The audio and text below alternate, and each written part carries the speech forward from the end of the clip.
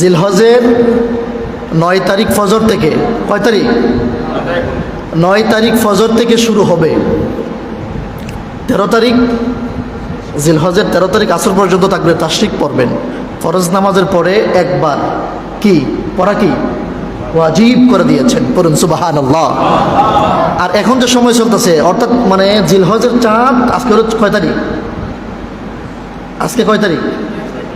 না, জিলহজ মাসের চাঁদের আজকে মনে হয় 4 তারিখ। কয় তারিখ? তা 4 তারিখ।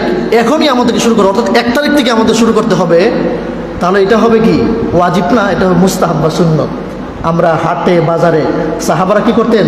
জিলহজের চাঁদ ওটার সঙ্গে সঙ্গে তারা হাটে বাজারে একজনের সাথে একজন দেখা হলে তারা পড়তেন আল্লাহু আকবার, আল্লাহু আকবার, লা ইলাহা ইল্লাল্লাহু ওয়াল্লাহু আকবার, আল্লাহু আকবার ওয়ালিল্লাহিল হামদ। এই জায়গার মধ্যে অনেকে একটু ভুল করে, যে লাস্টে যে শব্দটা আছে আল্লাহু আকবার, আল্লাহু আকবার, লা ইলাহা ইল্লাল্লাহু, ওই যে ইল্লাল্লাহুর পরে আল্লাহ হবে না, ওয়াল্লাহ হবে। বলুন বলুন কি হবে? ওয়াল্লাহ হবে।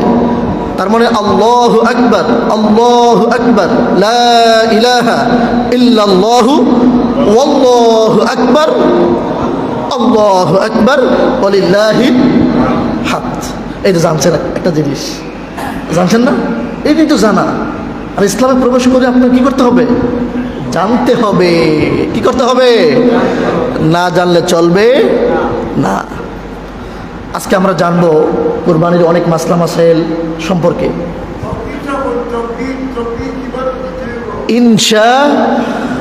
বলেন ইনশা আল্লাহ। তাকবীরে তাশরিক যেটা বলি আমরা, উনি যে মুরব্বী যে কথা বলেছেন, তাকবীরে তাশরিক যে কথা বললাম, আগে বললাম যে জিলহজের 9 তারিখ ফজর থেকে 13 জিলহজ আসর পর্যন্ত প্রত্যেক ফরজ নামাজের পরে একবার পড়া কি ওয়াজিব। এরপরে আপনি যতবার ইচ্ছা পড়েন, কিন্তু একবার পড়লে কি হবে? ওয়াজিব আদায় হয়ে যাবে। কিন্তু জামাতে পড়তে পারছেন না, একা একা পড়বেন। একা একা পড়ার পরেও আপনি তাকবীর পড়বেন। আপনি ভুলে গেছেন কোনো এক নামাজে পড়তে পারেন না, যেই সময় মনে হয়েছে আরে আমি তো আসর নামাজ পড়েছি, আমি তাকবীর করি নাই, যখনই মনে হবে তখনই আপনি পড়বেন আল্লাহু আকবার। জোরে জোরে জোরে জোরে আল্লাহু আকবার, জোরে আল্লাহু আকবার, আল্লাহু আকবার, লা ইলাহা ইল্লাল্লাহু ওয়াল্লাহু আকবার, আল্লাহু আকবার ওয়ালিল্লাহিল হামদ। আল্লাহ সুবহানাহু ওয়া তাআলা কুরআনুল কারীমে সূরা আম্বিয়াতে বলেছেন যে ফাসআলু আহলা যিকরি ইন কুনতুম লা তা'লামুন। তোমাদের যদি কোনো বিষয় জানা না থাকে, যে জানে তার কাছ থেকে জেনে নাও। এই কথাটা কার? জোরে আওয়াজ দিয়ে বলতে হবে, এই কথাটি কার? কোন সূরা? 2টা সূরাতে এসেছে, সূরা নাহল আর সূরা আম্বিয়া। সূরা আম্বিয়ার 7 নম্বর আয়াতে আল্লাহ পাক বলেছেন যে ফাসআলু আহলা যিকরি ইন কুনতুম লা তা'লামুন। যদি তোমরা কোনো বিষয় না জানো, যে জানে তার কাছ থেকে জেনে নাও।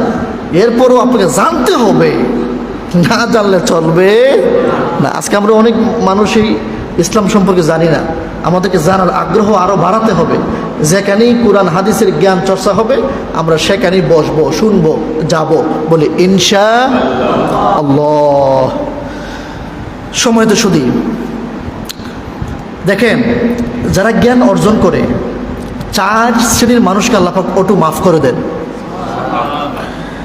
কোন 4 জনকে? যে প্রশ্ন করে যে হুজুর আমি একটা বিষয় জানতে চাই, আল্লাহ তাকে মাফ করে দেয়, সুবহানাল্লাহ পড়েন।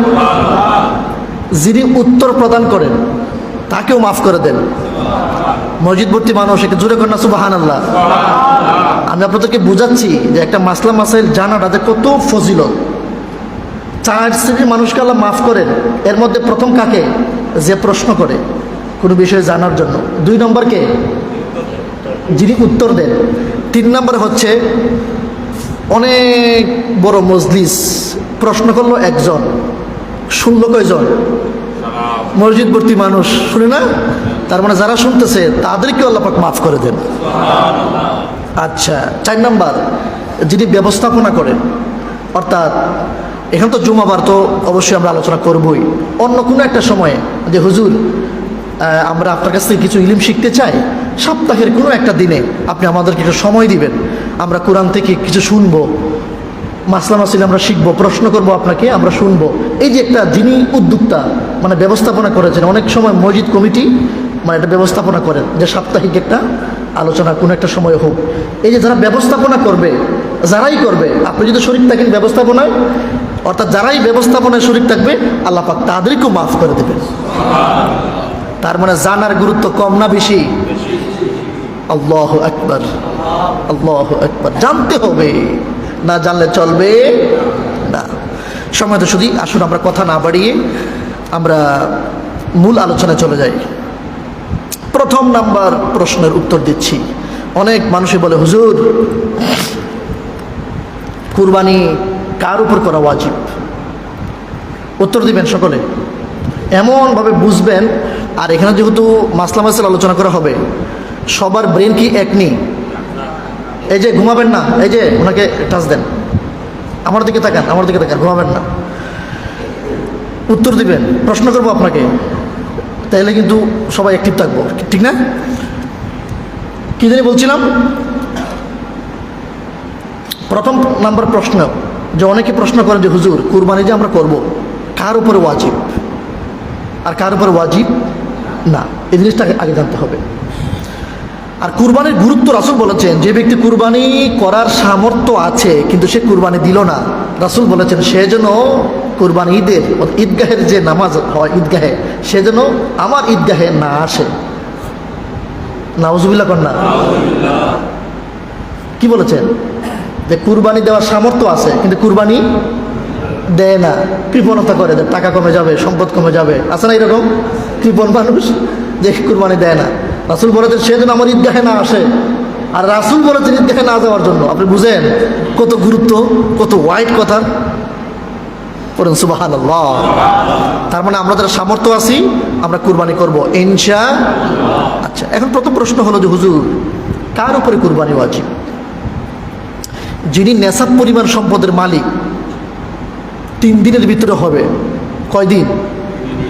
মানে জাকাতের মাসালা হলো নেশাব পরিমাণের মালিক হলে ওই টাকাটা, ওই সম্পদটা পুরো 1 বছর থাকতে হবে। কত বছর? কিন্তু কুরবানির যে নেশাব এটা 1 বছর না, এটা জিলহজের 10, 11, 12 কয়দিন? এই 3 দিনের ভিতরে যদি নেশাব পরিমাণ সম্পদের মালিক আপনি হয়ে যান তাহলে আপনার উপর কুরবানি দেওয়া ওয়াজিব, বলেছেন মুহাম্মদ সাল্লাল্লাহু আলাইহি ওয়াসাল্লাম। কথাটা বুঝতে পেরেছেন? যাকাত ফরজ হয় কিভাবে? নেশাব পরিমাণ সম্পদের মালিক থাকলে। আর কুরবানি ওয়াজিব হয় নেশাব পরিমাণ সম্পদের মালিক থাকলে, কিন্তু সময়ের পার্থক্য আছে না নাই? যাকাত 1 বছর টাকা থাকতে হবে, 1 বছর 1 দিন কম হলে যাকাত ফরজ হবে না। কিন্তু কুরবানির যে নেশাব 3 দিন, কয়দিন? জিলহজ মাসের 10, 11, 12 এই 3 দিনের ভিতরে আপনার যদি নেশাব পরিমাণ সম্পদের মালিক আপনি হয়ে যান, এই 3 দিনের ভিতরেই আপনাকে, মনে করেন 10 তারিখে হন নাই, 11 তারিখে হন নাই, 12 তারিখে গিয়া নেশাব পরিমাণ সম্পদের টাকা আপনার কাছে চলে এসেছে, তখন ওই 12 তারিখে সূর্য অস্ত যাওয়ার আগে আপনাকে কুরবানি দিতে হবে। আপনার উপর কুরবানি দেওয়া কি ওয়াজিব। করুন সুবহানাল্লাহ। মাসলাটা কি ক্লিয়ার? ক্লিয়ার? আমি যে কথাটা বলছিলাম মনে হয়েছে এখন? এখানে তো সবার ব্রেইন একরকম না। সবার ব্রেইন কি একরকম? ক্লাসে যখন ছাত্র থাকে 100 জন, সবাই কি রুল এক হয় না একজন এক হয়? বলেন বলেন। 100 নম্বর সিরিয়ালের লোক তো আছে, যে রুল নাম্বার 100 আর যে 1, তারা দুজন কি সমান? পার্থক্য আছে না? তো এইখানের মধ্যে ক্লাস চলতেছে, আপনাদের সকলের ব্রেন কি এক সমান?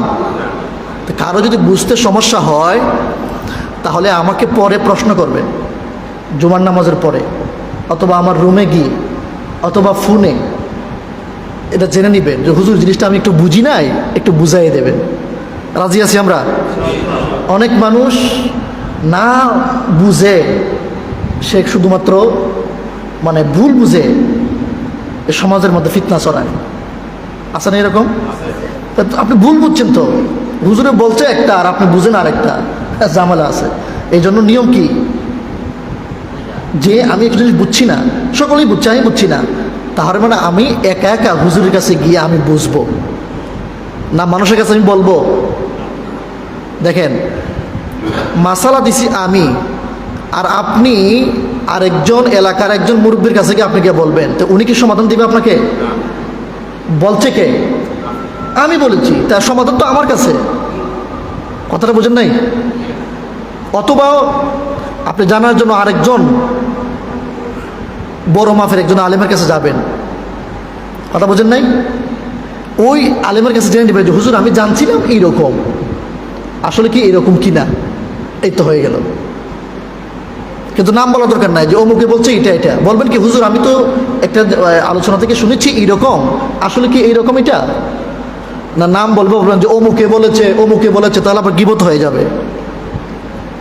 সাবধান, গীবত করা কি কবিরা গুনাহ, হারাম। আমরা এগুলো থেকে বাঁচবো বলে ইনশা। আপনাদের এলাকা মাশাল্লাহ এই কানিশাইল 10 নং ওয়ার্ড সিটি কর্পোরেশনের ভিতরে যে এই মসজিদ, আলহামদুলিল্লাহ আপনাদের যে মানুষগুলো, আমার শ্রোতা, আমার মুসল্লিগুলো আছে, মাশাল্লাহ আপনারা অনেক ভালো। কেমনি ভালো? আমি এখানে আসার পরে অনেক মানুষ আমাকে বিভিন্ন ধরনের প্রশ্ন করেছেন, আমি খুব খুশি হয়েছি, বলি আলহামদুলিল্লাহ। মানে তার মানে আপনাদের জানার আগ্রহ আছে, আপনারা জানতে চান, বুঝতে চান, আমি খুব খুশি হয়েছি। এই জন্য আমাকে প্রশ্ন করবেন কোন সময়? এখন তো প্রশ্ন করার সময় আসেনি, আমি তো বয়ান করতেছি, এখন সময় নাই। আসর নামাজের পরে আমি এখানে বসে থাকি, আপনি আসবেন একা একা, অথবা আমি রুমে থাকি, যাবেন একা একা, গিয়ে বলবেন হুজুর এই জিনিসটা একটু বুঝি নাই, যদি একটু বুঝাই দিতেন। কত সুন্দর হয়ে গেল না? বলেন না কেন? আর কোন সমস্যা আছে? সমস্যা নেই। আমরা ওইভাবে না জানলে, না বুঝলে আমরা এবার জানবো। কিন্তু এখানে আরেকটা কথা আছে, আমরা যে কোনো একজন আলেমের কাছ থেকে জানবো মানে আদবের সঙ্গে জানবো, বেয়াদবি করবো না। ওমর রাদিয়াল্লাহু তাআলা আনহুর একটা উক্তি আছে, তাআদ্দাবু সুম্মা তাআল্লামু, আগে আদব কায়দা শিখো, এরপরে ইলম অর্জন করো। সুবহানাল্লাহ। আরে হুজুর এটা কি মাসলা হবে, আপনার তো এটা হয় নাই, এভাবে নাকি? আর এখন না, এটা বেয়াদব। ওই বেয়াদবের কাছে কোনোদিন ইলিম যাবে না। এ শুধু অহংকারী করতেছি নে, কিছু নেই, অহংকারী করতেছি না, আর শুধু পণ্ডিতই করতেছি না, আসলে কিছুই না। এই জন্য যার কাছে আমরা ইলিম জানবো তার কাছে আদবের সঙ্গে বলবো যে হুজুর এই বিষয়টা এরকম জেনেছিলাম, আর আমি জানি এইরকম, আর আপনি বলেছেন এরকম, হুজুর এটা কেমনে হবে হুজুর? আদব, কি বলেন? আদব। তার মানে আমরা যার কাছ থেকে ইলিম শিখবো তার কাছে আমরা আদবের সঙ্গে শিখবো। এই যে আমরা তো মাদ্রাসায় পড়া, আমি তো একটা কামিল মাদ্রাসার শিক্ষক, বলি আলহামদুলিল্লাহ। আমি কামিল মাদ্রাসাতে একটা ফতোয়ার কিতাব পড়াই, তহাবি শরীফ, বলে আলহামদুলিল্লাহ। আবার অনার্সের ক্লাস নেই ইসলামী অর্থনীতির উপরে, আলহামদুলিল্লাহ। এই যে ছাত্রদেরকে যখন বুঝায়, এরা একবার না বুঝলে আমি বারবার বুঝাই, কিন্তু তাদের আদব কায়দা আমাদেরকে দেখলেই সাইড করে সুন্দর করে দাঁড়ায় থাকে, 2 হাত বলে। কথাটা বুঝতে পেরেছেন? এই জন্য আমরা ছাত্র তৈরি করি আদবের সঙ্গে। আর আপনারা যারা মুসল্লি, আপনারাও কিন্তু, আপনারা আমার বাবার বয়সী মানুষ, আমিও আপনাদেরকে সম্মান করি, শ্রদ্ধা করি, ঠিক কিনা? কিন্তু আপনারাও যখন আমার কাছ থেকে শিখবেন তোর আদবের সঙ্গে শিখবেন, বলে ইনশা আল্লাহ। আচ্ছা, নেশাব পরিমাণ সম্পদের মালিক এখন কত হচ্ছে কি? নেশাব পরিমাণ কত টাকা হলে? নেশাব হলো 52.5 ভরি রূপা দাম, যদি কারো কাছে টাকা থাকে, অথবা ক্যাশ টাকা থাকে, অথবা স্বর্ণ রূপা, সব মিলিয়ে যদি আপনার 52.5 ভরি রূপার দাম হয়ে যায়, কত ভরি? কত ভরি? 52.5 ভরি রূপার দাম কত? আপনারা কেউ স্বর্ণের দোকানে গেছেননি? স্বর্ণের দোকানে কেউ গেছেননি? 52.5 ভরি রূপার দাম কত? এখন প্রশ্ন না, এখন প্রশ্ন না, এখন আমার তো অনেক কথা আছে, আপনি প্রশ্ন করবেন আসর নামাজের পরে। কুরবানি কেন করি বলছি, আচ্ছা আপনার উত্তরটা দিয়ে দিচ্ছি। কুরবানি করি হচ্ছে রাসূল বলেছেন যে কুরবানি করতে, এই জন্য আমরা কুরবানি করি। তার মধ্যে রাসূলের আদেশ পালন করতে গিয়ে আমরা কুরবানি করি। উত্তর পেয়েছেন? পড়েন সুবহানাল্লাহ। কারো প্রশ্ন থাকলে, এখন তো আমার অনেক প্রশ্ন এখানে লেখা, আপনাদের প্রশ্ন থাকলে আমাকে নামাজের পরে বলবেন, বলে ইনশাআল্লাহ। আর জোরে বলেন ইনশাআল্লাহ। আচ্ছা, স্বর্ণের দোকানে কেউ গেছেন কিনা ইদানিং? 52.5 ভরি রূপার দাম কত? বড়ি কত করে বড়ি? জি জি 7,000। তো 52.5 ইন্টু 7,000 কত হয়? কত হয় আপনি হিসাব করে দেখবেন। ওই টাকাটা যদি 10, 11, 12 এই 3 দিনের ভিতরে টাকাটা থাকে, নগদ টাকা হোক অথবা ব্যাংকে থাকুক অথবা স্বর্ণ রূপা মিলাইয়া সব কিছু মিলাই যদি আপনার খরচ বাদ দিয়ে আর কি, আপনার প্রয়োজনীয় যে খরচ এগুলা বাদ দিয়ে যদি এই টাকাটা আপনার কাছে থাকে, কত? 52.5 ইন্টু 7,000 কত হাজার? আর এই 1 ভরি রূপার দাম কত এখন? 7,000। তো 7,000 দিয়ে গুণ দিবেন 52.5। এই 52 ইন্টু 7,000 দিয়ে গুণ করলে যত টাকা আসবে, এই টাকা যদি 10, 11, 12 এই 3 দিনের ভিতরে থাকে, জিলহজের 10, 11, 12, জিলহজের 10, 11, 12, তাহলে ওই ব্যক্তির উপরে কুরবানি দেওয়া কি ওয়াজিব। আচ্ছা,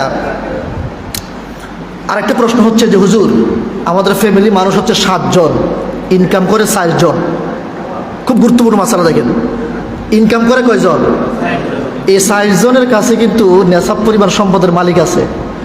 এখন আমরা কিন্তু একই ফ্যামিলি, তাহলে কি আমরা এই একটা কোরবানি করলেই হবে মানে সকলের পক্ষ থেকে, না 4 জন ইনকাম করে 4 জনই দিতে হবে? এটা গুরুত্বপূর্ণ মাসালা না? মাসালাটা কি গুরুত্বপূর্ণ? অনেকে বলে হুজুর আমাদের ফ্যামিলির মানুষ হলো 7 জন, কিন্তু 4 জনই ইনকাম করে। মনে করেন যে একজনে ব্যবসা করে, একজনে চাকরি করে, আর একজনে তার ওই যে কৃষি জমি আছে, মানে সবাই নেশাব পরিমাণ সম্পদের মালিক। এখন কি পরিবার আবার কিন্তু সেটা কিন্তু আলগা হয়েছে না, মানে পৃথক ফ্যামিলি না, মানে একসাথে তারা খাওয়া দাওয়া করে, একসাথে তারা ওঠা বসা করে, একই ফ্যামিলি। এখন কি সবার উপরে কুরবানি হবে ওয়াজিব, না পুরো 7 জনের পক্ষ থেকে একজন দিলে হবে? এটা খুব সেন্সিটিভ মাসালা। এটা আমাদের দেশের মধ্যে 2টা মত আছে, মুফতিরা 2টা মত দিয়েছেন। এই 2টা মতের মধ্যে আবার দলিলগুলো আবার স্ট্রং। 2 জনের পক্ষে দলিল আছে রাসূলের পক্ষ থেকে, পড়েন সুবহানাল্লাহ। কি দলিল? এক গ্রুপ, এক মাযহাব বলে যে পরিবারে 4 জন ইনকাম করে, একজন যদি দেয় তাহলে সকলের পক্ষ থেকে আদায় হয়ে যাবে। ওনার পক্ষে কিন্তু দলিল আছে হাদিসে। আবার আবু হানিফার মাযহাব, উনি বলতেছেন না, 4 জন ইনকাম করে, 4 জনই নেশাব পরিমাণ সম্পদের মালিক হয়েছে, এই 4 জনই কুরবানি দিতে হবে। এটা হলো আবু হানিফার ফতোয়া, পড়েন সুবহানাল্লাহ। এখন আপনারা যেটা মানে পছন্দ হয় এটাই কবুল করবেন, বলে ইনশা। আমি এখানে ফতোয়া দিয়ে আমি আবার বেরাসারা করে লাভ না যে আমি বলেছি এটা, যেহেতু 2টা ফতোয়া আপনাদেরকে দিয়েছি, এখন যেটা ভালো লাগে আপনারা এটাই করবেন। তবে অধিকাংশ মুফতি সাহেবরা ফতোয়া দিয়েছেন যেহেতু 4 জন দিলেই গরিবের উপকার হবে, গোশত একটু বেশি তারা খাইতে পারবে, ঠিক কিনা? সেই জন্য আবু হানিফার ফতোয়াটা গ্রহণ করাই উত্তম। পড়ুন সুবহানাল্লাহ। গরিবের উপকার হবে না? বলেন 4 জনে যদি 4টা গরু কুরবানি দেয় অথবা 4টা খাসি কুরবানি দেয়, তাহলে গোশত কি গরিবরা একটু বেশি পাবে না? আরে ভাই বলেন না কেন, বেশি পাবে না? এই জন্য আবু হানিফা বলেছেন যে যারা মাসালার সমাধান দিয়েছেন, এই জন্য ওনারা বলেছেন আবু হানিফার মতটাই কি অধিক গ্রহণযোগ্য। পড়ুন সুবহানাল্লাহ। আচ্ছা, গেল 2 নম্বরে হচ্ছে হুজুর নাবালেগ আমার একটা সন্তান আছে, অত বাবা মারা গিয়েছে কিন্তু ছেলে নাবালেগ এখন রয়ে গেছে, এখন তার পক্ষ থেকে কুরবানি করতে হবে। যে নাবালেগের উপরে কুরবানি করা কি না ওয়াজিব না। তবে কেউ যদি এই নাবালেগের চাচা আছে, চাচা যদি বলে যে আমি আমার ভাতিজার পক্ষ থেকে আমি দিয়ে দিচ্ছি, তাহলে এটা হক আদায় হয়ে যাবে, কোনো সমস্যা নাই। তবে নাবালেগের উপরে কুরবানি করা কি না ওয়াজিব না। এরপর হচ্ছে মুসাফির ব্যক্তি। একজন ব্যক্তি মনে করেন যে সে অনেক টাকাওয়ালা, কিন্তু সে গিয়েছে মালয়েশিয়ায় অথবা অন্য কোনো দেশে ভ্রমণে গিয়েছে, সফরে গিয়েছে, মানে ঈদ হচ্ছে 10 তারিখ, অনেক টাকাওয়ালা সম্পদের মালিক, কিন্তু উনি 10টা গরু কুরবানি দিতে পারবে এমনও টাকা আছে, কিন্তু ঈদ হোক কয় তারিখ? 9 তারিখে উনি লন্ডনের উদ্দেশ্যে, মালয়েশিয়ার উদ্দেশ্যে, সিঙ্গাপুরের উদ্দেশ্যে উনি ভ্রমণের উদ্দেশ্যে সফর করবে আর কি, উদ্দেশ্যে তিনি রওনা দিয়েছেন সফরের উদ্দেশ্যে। তাহলে মুসাফিরের উপরে কুরবানি করা কিন্তু ওয়াজিব না। যদি 3 দিনের ভিতরে 10, 11, 12 3 দিনের ভিতরে যদি সে আবার মুসাফির থেকে চলে আসে বাংলাদেশে, মুকিম হয়ে যায়, স্থায়ী হয়ে যায়, ওই 12 তারিখ যদি হয়ে যায়, আজ মানে মাগরিবের আগে যদি সে বাংলাদেশে এসে পড়ে, তাহলে ওই মাগরিবের আগেই তাকে কুরবানি করতে হবে। তার উপরে কুরবানি করা কি? কিন্তু বিদেশে থাকা অবস্থায়, মুসাফির থাকা অবস্থায় তার উপরে কুরবানি করা কি না? বিশাল টাকাওয়ালার মালিক হলেও তার উপরে কুরবানি করা কি না? ওয়াজিব না। আচ্ছা, আরেকটা মাসালা খুব গুরুত্বপূর্ণ, দরিদ্র ব্যক্তির মাসালা, যার উপরে কুরবানি করা কি না? মনসুর ভাই একটা টিস্যু নিচে আছে। যার উপরে কুরবানি করা কি না? ওয়াজিব না। এমন গরিব মানুষ যদি কুরবানির পশু কিনে, কি কিনে? যার উপরে কুরবানি করে ওয়াজিব না, ওই ব্যক্তি মানে কুরবানির পশু কিনেছে, একটা খাসি কিনেছে, কিন্তু খাসিটা মনে করেন যে কুরবানির আগেই মারা গিয়েছে, এখন আছে না? এখন কি মাসালা? এখন মাসালা হলো, আরে গরিব ব্যক্তির মতো কুরবানি ওয়াজিব না, সে কিনেছে, সে কি করছে? কিনেছে। এখন তার উপর সে উত্তম হবে সে আরেকটা কিনে কুরবানি দেওয়া। তবে যদি না দেয়, আল্লাহ কাছে ক্ষমা চাইবে, আল্লাহ আমি কিনছিলাম কিন্তু মারা গিয়েছে, আমি তো আর পারতেছি না, আল্লাহ আমাকে মাফ করে দিও। তবে উত্তম হলো আরেকটা কিনে কুরবানি দিতে হবে। তুমি কেন আরেকটা কিনলা? এই তোমার উপর কুরবানি ওয়াজিব না, কেন তুমি দিলা? আচ্ছা, এবার তো সবে নিয়ত, আমি কিনেছি, ভালো কথা, তবে নিয়ম হলো আরেকটা কুরবানি দিয়ে দেওয়া। না দিতে পারে, টাকা পয়সা নাই, আল্লাহ কাছে ক্ষমা চাইবে, আল্লাহ আমি কিনেছিলাম কিন্তু এই পশুটা হারাই গিয়েছে, অত মারা গিয়েছে, আল্লাহ আপনি আমাকে মাফ করেন। তাহলে ইনশাল্লাহ আল্লাহকে উনি ক্ষমাখারী হিসেবে পেয়ে যাবেন। পড়ুন সুবহানাল্লাহ। আচ্ছা, তারপরে হচ্ছে তাকবীরে তাশরিকের যে বিষয়টা আমি লাস্টে বলি, অনেক মানুষ অনেক এটা মিস করবে। যিনি জবাই করেন, আমাদের দেশের মধ্যে একটা জিনিস প্রচলিত আছে, যিনি জবাই করেন তাকে কিন্তু কুরবানির মাথা দেয়া দেয়, একটা মনে করেন যে আপনার রান দেয়া দেয়। কি হিসাবে দেয়? ওই জবাই দিয়ে করছে এই জন্য। অথবা যিনি গরু এই সিলায়, শ্রমিক, ওনাকে কিন্তু ওই যে সিলানোর কারণে, গরু সিলানোর কারণে তাকে গোশত দেওয়া হয়, সম্পূর্ণরূপে এটা নাজায়েজ। মাসালাটা কি বুঝতে পারছেন? মনে করেন যে হুজুরে জবাই করছে, অথবা যে মানুষে গরু সিলাই দিছে, ঠিক না, তাকে ওই যে জবাইয়ের কারণে পারিশ্রমিক হিসাবে তাকে গোশত দেওয়া যাবে না, কুরবানি সহি হবে না। আবার যিনি গরু আপনার সিলাই দিতেছে, পারিশ্রমিক হিসাবে ওনাকে কুরবানির গোশত দেওয়া যাবে না। কীভাবে দিবেন? এটা প্রশ্ন নেই, পথ আছে। যিনি জবাই করেছেন, মনে করেন যে হুজুরে জবাই করলো, আমাদের মনসুর ভাই জবাই করলো, মনে করেন যে কথার কথা, যিনি জবাই করেছেন, এই জবাইয়ের কারণে আপনি গোশত দিবেন না, তাকে হাদিয়া হিসাবে গোশত দিবেন, কিন্তু জবাইয়ের কারণে গোশত দিবেন না। জবাইয়ের কারণে আপনি ওনাকে 1000, 500 যত মন চায় আপনি টাকা দিবেন, এটা হাদিয়া। আর গোশত যেটা দিবেন এটাও হাদিয়া, কিন্তু জবাইয়ের কারণে গোশত দেওয়া যাবে না। মাসালাটা কিন্তু খুব একটু কঠিন, আমি কি বুঝতে পারছি আপনাদেরকে? জবাই করবে, ওনাকে হাদিয়া দিবেন, টাকা পয়সা অথবা অন্য যে কোনো কিছু, অথবা না দেন, এটা আপনার বিষয়, কিন্তু কোনো একটা কিছু দেওয়াও ভালো। হাদিয়া, রাসূল বলেছেন হাদিয়ার ব্যাপারে, তাহাদু তাহাব্বু, হাদিয়া দেও আর ভালোবাসা বাড়াও। পড়ুন সুবহানাল্লাহ। এটা হাদিস। এই যে আপনার হাদিয়া দেন না, কথা বলেন না কেন? এই হাদিয়া দেওয়াটা হলো সুন্নত। এই হাদিয়ার ব্যাপারে হাদিস কি? তাহাদু তাহাব্বু, হাদিয়া দেও আর ভালোবাসা বাড়াও। সুবহানাল্লাহ। হাদিয়া দিলে পরে দেখবেন যে ভালোবাসা অটোমেটিকলি এমনি বাড়বে, আপনার জন্য বেশি বেশি দোয়া করা হবে, মনের মধ্যে আলাদা একটা মায়া মহব্বত বেড়ে যায়। এই যে আপনারা যখন ঈদের সালামি দেন না ছোটো ছোটো বাচ্চাদেরকে, 50 টাকার নোট, নতুন নতুন নোট, 100 টাকার নোট, নতুন নতুন নোট, এটাও তো হাদিয়া। এটা কি? আচ্ছা, যে বাচ্চাকে আপনি পর করে 100 টাকার নোট একটা দিবেন, আর সে খুশিতে বাকুম হইয়া বাবার কাছে গিয়ে বলবে, অমুক চাচা আমাকে 100 টাকা দিয়েছে ঈদের সালামি, খুশি হবে কিনা? তো ওই যাকে দিছেন তার প্রতি মহাব্বত, এই যে আপনার প্রতি মহাব্বতটা বাড়বে না কমবে? বাড়বে। পড়ুন সুবহানাল্লাহ। এই জন্য জবাইয়ের জন্য পারিশ্রমিক দেওয়া যাবে না। গরুদের সিলাই দিব, এই সিলাই দেওয়ার জন্য পারিশ্রমিক হিসেবে গোশত দেওয়া যাবে না, কিন্তু হাদিয়া হিসাবে আপনি যা মন চায় তাকে গোশত দেবেন, কিন্তু ওই যে সিলানোর জন্য পারিশ্রমিক হিসাবে তাকে গোশত দেওয়া যাবে না। অনেকে বলে হুজুর জবাইয়ের সময় আমরা কিভাবে জবাই করব? ঠিক না? নিয়ম হচ্ছে যে ব্যক্তি কুরবানি করবে উনি নিজেই কুরবানি নিজের হাত দিয়ে করবে, এটা উত্তম। কথা বুঝতে পারছেন?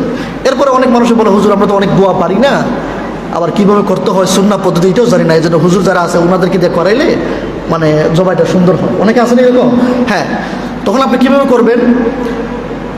এখানে অনেক দোয়া আছে। রাসূল সাল্লাল্লাহু আলাইহি ওয়াসাল্লাম যখন কুরবানি করতেন, কুল ইন্না সলাতি ওয়া নুসুকি ওয়া মাহইয়ায়া ওয়া মামাতি লিল্লাহি রাব্বিল আলামিন পড়তেন। তারপরে তো হচ্ছে ওয়া বিযালিকা উমিরতু আনা আউয়ালুল মুসলিমিন, এগুলো পড়তেন। তারপরে হচ্ছে কুল ইন্না সলাতি ওয়া নুসুকি, এই আয়াতটা পড়তেন। এগুলো পড়ার পরে যখন জবাই শুরু করবেন, যারা ধরছে মানে গরু ফাড়ানোর মানুষ ধরে না, যারা ধরছে ওই সকলে এবং যিনি জবাই করবেন সকলে মিলে একসাথে বলতে হবে বিসমিল্লাহি আল্লাহু আকবার। সকলে পড়েন বিসমিল্লাহি আল্লাহু আকবার। এটা শুধু যারা জবাই করে শুধু সে বলবে না, যে জবাই করবে এবং যে ধরবে সকলে মিলেই বলতে হবে আল্লাহু আকবার, আল্লাহর নাম পড়ুন সুবহানাল্লাহ। এটা মনে থাকবে? আচ্ছা, একজনে জবাই করলো, নতুন একজন মানুষ, কিন্তু ভালো করে রক কাটে নাই, 3টা রক আপনার কাটতে হবে, রক কাটে নাই। তো রক যখন কাটে নাই, দেখতেছে যে রক কাটে নাই, তখন আরেকজন যে কষাই থাকে যে গুরু ছিলানোর জন্য উপস্থিত, সে কি করে ছুরি নিয়ে আবার গিয়ে কাটে। আসেন এরকম? হ্যাঁ, এটা মাসালা হলো যখন ওই ব্যক্তি যাবে আবার গিয়ে আবার যে রকটা রয়ে গেছে রকটা কাটার জন্য, ওই কষাই হোক আর যেই হোক ওনাকেও আবার বলতে হবে বিসমিল্লাহি আল্লাহ, আল্লাহর নাম নিতে হবে আল্লাহু আকবার, তো বিসমিল্লাহ যেটাই বলেন আল্লাহর নাম নিয়ে আপনাকে রক কাটতে হবে। পড়ুন সুবহানাল্লাহ। কোন কোন পশু দিয়ে কুরবানি করতে হয়? যে গরু 7 নাম দেওয়া যায়, আর খাসি, ভেড়া, দুম্বা এগুলো কয় নাম? 1 নাম। তারপর হচ্ছে উট আবার 7 নামে দেওয়া যায়। আমাদের দেশে যেহেতু উট নাই এই জন্য উটের কথা আর নাই বলি। গরুতে কয় নাম? 7 নাম। আর ভেড়া, মহিষ, দুম্বা কয় নাম? 1 নাম। এগুলো দিবেন ইনশাল্লাহ। জি জি জি, মাশাআল্লাহ, খুব সুন্দর প্রশ্ন, আমার এখানে লেখা আছে, এটা বলতেছি। হ্যাঁ, উনি প্রশ্ন করেছেন, এটাও লেখা আছে, জীবিত ব্যক্তির পক্ষ থেকে কুরবানি দিয়ে হবে কিনা। হ্যাঁ, খুব সুন্দর প্রশ্ন। অনেকে বলে আমার বাবা তো মারা গিয়েছে, কিন্তু একজন কুরবানি দিবে একটা গরু। কয়টা গরু? তো একটা গরুতে শরীক হওয়া যায় কয় নাম? তা আপনি তো মৃত, জীবিত আছেন, আপনার তো একটা নাম থাকবেই। হ্যাঁ, আপনি আমার মৃত মা আছে, বাবা আছে, ওনাদের নামের পক্ষ থেকে যদি আপনি দেন তাহলে এটাও হয়ে যাবে। এবং এই কুরবানি গোশতটা কী করতে হবে? আপনি নিজেও খাইতে পারবেন, মানুষকেও খাওয়াইতে পারবেন। কিন্তু এটা আরেকটা মাসালা আছে সূক্ষ্ম। আপনার আব্বা মারা যাওয়ার আগে বলছে, বাবা সামনে কুরবানি আসতেছে, আমি তোমাকে ওসিয়ত করে গেলাম 1 নামের কুরবানি তুমি আমার পক্ষতে দিও। তো এটা কি হয়ে গেল? ওসিয়ত হইল না? কথা বলতে পারছি না। এটা কি হলো? ওসিয়ত। ওই ওসিয়তের কুরবানি যখন হবে তখন ওই গোশতটা আপনি আর খাইতে পারবেন না, আপনার পরিবারকে খাওয়াইতে পারবেন না। তখন এই ওসিয়তের কুরবানির গোশতটা পুরাটাই এতিম মিসকিন অসহায়দেরকে সদকা করতে হবে। পড়ুন সুবহানাল্লাহ। লেজ নাই, কানা, ল্যাংরা, লুলা, জবাইয়ের জায়গা পর্যন্ত যাইতে পারে না এমন পশু আছে না? এই সমস্ত পশু দিয়ে কুরবানি করলে কুরবানি হবে। শিং ছিল, মারামারি কইরা শিং ভেঙে গেছে, এমনভাবে ভাঙছে তার মস্তিষ্ক গিয়া আঘাত লেগেছে, এই পশু দিয়েও কুরবানি হবে না।